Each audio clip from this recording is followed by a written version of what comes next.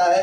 हज़रत इब्राहीम अपने दावा में कि हम अल्लाह के दोस्त हैं, तो अल्लाह ताला ने इम्तिहान लेना चाहा और इम्तिहान भी ऐसा इम्तिहान लिया कि इब्राहीम तुझे अपने बेटे को मेरी राह में कुर्बान करना होगा। तो हज़रत इब्राहीम ने कहा कि ठीक है, ये बेटा भी तेरा दिया हुआ है और तुझसे हम दोस्ती करते हैं, तो अपने बेटे को अल्लाह की राह में ज़बह करने के लिए हाथ पैर बांध करके लिटा दिया और अपनी आंखों पे और अपने बेटे की आंखों पर पट्टी बांध दिया और उस पर छुरी चलाई। फरमाया कि कुर्बानी करने वाले को अल्लाह तबारक व तआला कुर्बानी के जानवर के एक एक बाल का सवाब अता फरमाए। बिलखुसूस हालात के एतबार से खुसूसी ख्याल ये रखना चाहिए कि कुर्बानी करने के बाद उसे सोशल मीडिया पर ना डालें। मैं हूं मोहम्मद फ़हीम हुसैन और आप देख रहे जहानाबाद हलचल। 17 जून 2024 को मुसलमान भाइयों का त्यौहार ईद उल ज़ुहा बकरीद मनाया जाएगा और इस महीने में मुसलमान भाई दिल खोल के अल्लाह के राह में कुर्बानियाँ देते हैं। हम जानने की कोशिश करेंगे कि बकरीद ईद उल ज़ुहा की शुरुआत कब हुई थी, क्यों हुई थी और जिनके नाम से कुर्बानियाँ दी जा रही है उनको किन किन बातों पे ख्याल रखना है। इन तमाम बातों को लेकर जहानाबाद के उलेमाओं के पास जाएंगे और हम जानने की कोशिश करेंगे इन तमाम मुद्दों के साथ मैं जहानाबाद के उलेमाओं के बीच आया हूं और जानने की कोशिश करूंगा इन सभी सवालों के जवाब के। सर, सबसे पहले आपका हमारे चैनल में स्वागत है। मैं भी जो है आपका मशकूर हूँ, ममनून हूँ और शुक्रिया अदा करता हूँ। आपने सवाल किया है और जानना चाहा है और इस चैनल के माध्यम से लोगों को जानकारी देनी चाहिए कि कुर्बानी क्यों मनाई जाती है, उसकी शुरुआत कहाँ से है।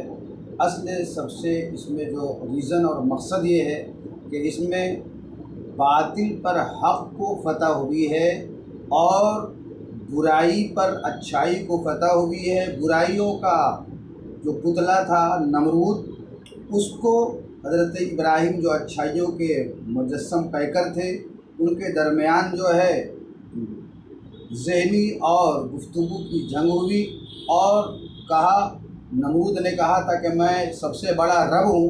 हज़रत इब्राहीम ने कहा नहीं, रब वो है जिसने सारी कायनात को पैदा किया। इस सिलसिले में बहुत सारी बातें हुई उन दोनों में, तो हक़ गालिब हुआ। हज़रत इब्राहीम के साथ हक़ था, हक़ पे हज़रत इब्राहीम थे, गालिब हुए। और असल वही मेरा कहना होगा कि बुराई पर सच्चाई की जीत हुई है और बातिल पर हक़ की जीत हुई। और कुर्बानी का मसला ये था कि ज़ाहिर बात है कि मोहब्बत कुर्बानी चाहती है और प्रेम और प्यार जिससे किया जाता है तो वो कुछ जो है जज्बे इसार चाहता है। हज़रत इब्राहीम अपने दावा में कि हम अल्लाह के दोस्त हैं, तो अल्लाह ताला ने इम्तिहान लेना चाहा और इम्तिहान भी ऐसा इम्तिहान लिया कि इब्राहीम तुझे अपने बेटे को मेरी राह में कुर्बान करना होगा। तो हज़रत इब्राहीम ने कहा कि ठीक है, ये बेटा भी तेरा दिया हुआ है और तुझसे हम दोस्ती करते हैं, तो अपने बेटे को अल्लाह की राह में ज़बह करने के लिए हाथ पैर बांध करके लिटा दिया और अपनी आंखों पे और अपने बेटे की आंखों पर पट्टी बांध दिया और उस पर छुरी चलाई। लेकिन अल्लाह की मशीयत ने कहा कि इब्राहीम तुमने मेरी राह में कुर्बान कर दिया, मैं तेरे बेटे की कुर्बानी को कबूल कर लिया, मगर अब तेरे बेटे को कुर्बान नहीं किया जाएगा। उसकी जगह पे अल्लाह ताला ने जन्नत से दुम्बा भेजा और फिर उसी दुम्बे की कुर्बानी हुई। तो उसी की यादगार हमेशा रह गई है और क़यामत तक रहेगी और हमारे इस्लाम में भी उस यादगार को मनाया जाता है और कुर्बानी का बहुत ज़्यादा सवाब है।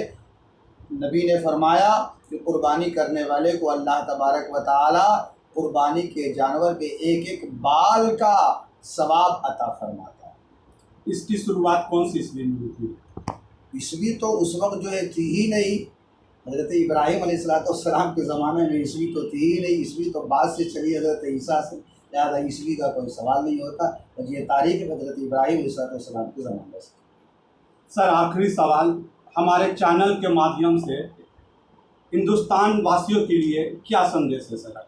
ये आपके चैनल के तवस्सुस से और इसके माध्यम से हम जहानाबाद के मुसलमानों को कहेंगे कि जिस तरह हज़रत इब्राहीम अलैहिस्सलाम ने कुर्बानी का जज्बा पेश किया, उसी तरह हमें भी कुर्बानी का जज्बा रखना चाहिए और हर एक के लिए कुर्बानी का जज्बा रखना चाहिए। बाप के लिए, भाई के लिए, बेटे के लिए, पड़ोसी के लिए और अपने मुल्क के लिए कुर्बानी का जज्बा रखना चाहिए और कुर्बानी करें और प्यार और मोहब्बत के साथ कुर्बानी करें। और पूरे मुल्क वासियों को हम जो है ये पैगाम देंगे आपके चैनल के माध्यम से कि प्रेम और प्यार और लोगों से भाईचारगी के साथ रहें, इसलिए कि यही अच्छी चीज़ है और यही हमेशा रह जाने वाली चीज़ है। नफ़रत की दीवार तो टूट जाती है नफ़रत करने वाला जब ख़त्म हो जाता है तो, लेकिन प्यार की दीवार और मोहब्बत की दीवार जो खड़ी करता है वो चला जाता है, मगर उस दीवार से दुनिया फ़ायदा हासिल करती है और साया हासिल करती है। जिनके नाम से कुर्बानी दी जा रही है उनको किन किन बातों का ख्याल रखना चाहिए? जिनके नाम से कुर्बानी होती है उनको इन बातों का ख्याल रखना चाहिए कि हम कुर्बानी करें तो जानवर जो है फरबा हो, जानवर तरोताज़ा हो, और कुर्बानी करें तो हम जो है जो हमारी शरीयत ने, हमारे इस्लाम ने कुर्बानी के तरीक़े बताए हैं, यानी उसको जो है एक हिस्सा अपने लिए रखें, एक हिस्सा जो है अपने दोस्तों अहबाब को खिलाएं और एक हिस्सा जो ज़रूरतमंद फ़कीर और गुरबा को खिलाएं। इन तमाम चीज़ों का कुर्बानी करने वालों को ख्याल रखना चाहिए। आपका नाम क्या हो? मेरा नाम मोहम्मद अजहर ख़ान हबीबी है और मैं इदारे शर्रिया ज़िला जहानाबाद का कादी शरीयत हूँ और दारुल उलूम मोहम्मदिया खुतबा चक ईदगाह पीजी रोड जहानाबाद का फाउंडर बानियो नाज़िम आला। शुक्रिया।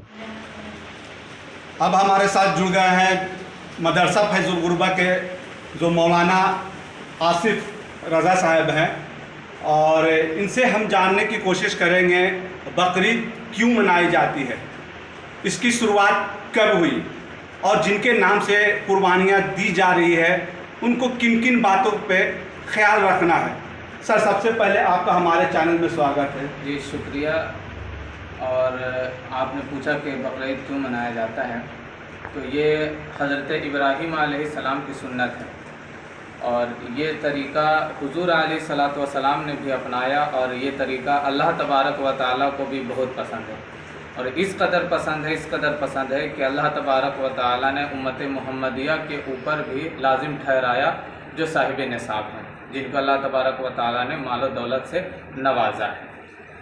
और जो माल और दौलत जिनके पास नहीं है तो उनको जो साहिब निसाब हैं, जो साहिब माल वाले हैं, जो साहिब माल हैं, वो उनको कुर्बानी करने के बाद दें ताकि उनकी भी ईद अच्छी गुजरे। और ये हज़रत इब्राहीम अलैहिस्सलाम की सुन्नत को ही अपनाया जाता है। इसकी शुरुआत कब की थी? इसकी शुरुआत हज़रत इब्राहीम अलैहिस्सलाम के ज़माने में हुई। अच्छा, जिनके नाम से कुर्बानियाँ दी जा रही है उनको किन किन बातों पे एहतियात बरतना चाहिए, क्या ख्याल? उनको शरई एतबार से तो मसाइल बताए ही जाते हैं, बिलखुसूस हालात के एतबार से खुसूसी ख्याल ये रखना चाहिए कि कुर्बानी करने के बाद उसे सोशल मीडिया पर ना डालें। ये कुर्बानी हम अल्लाह की रज़ा के लिए कर रहे हैं, ना कि लोगों को दिखलाने के लिए। लिहाजा हमने कुर्बानी कर दी, हमारी कुर्बानी हो गई, सोशल मीडिया पर इसको फैला करके माहौल ख़राब करने की ज़रूरत नहीं है, इससे बचना चाहिए। आपका नाम क्या होगा? मोहम्मद आसिफ नईमी। शुक्रिया।